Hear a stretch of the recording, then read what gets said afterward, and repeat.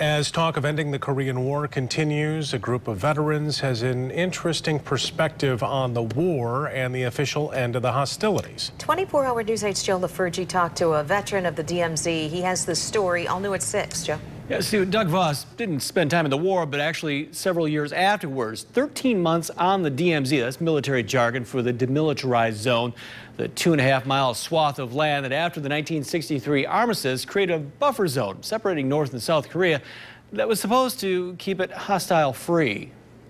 50 years after his deployment, Doug Voss sees hope for an official end to the Korean conflict. This is the most confident I've been. I've been a Korea watcher ever since I've been over there. Voss was part of what's been called the unfinished war. From 1966 through 1969, U.S. and South Korean soldiers tried to guard against North Korean incursions into the South. Low-intensity military action known as the DMZ conflict.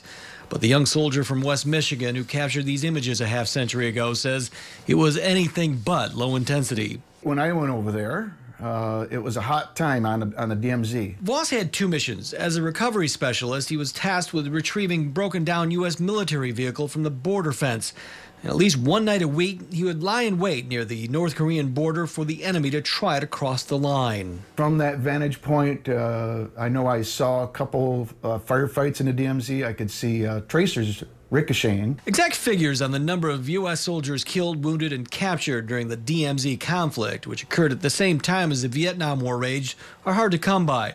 Voss says the numbers are in the hundreds. We were always concerned, what if North Korea decided to amp this up and actually invade? But today, Voss credits pressure from the Trump administration and China for what appears to be a turnaround in North Korean dictator Kim Jong-un's willingness to talk peace, despite his nuclear sable rattling.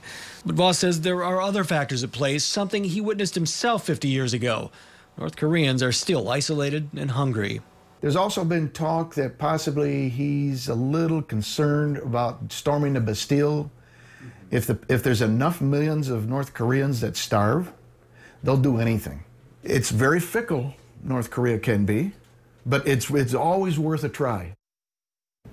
Voss is vice president of the West Michigan chapter of the Korean War Veterans Association.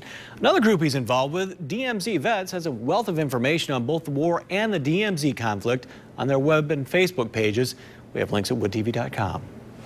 Always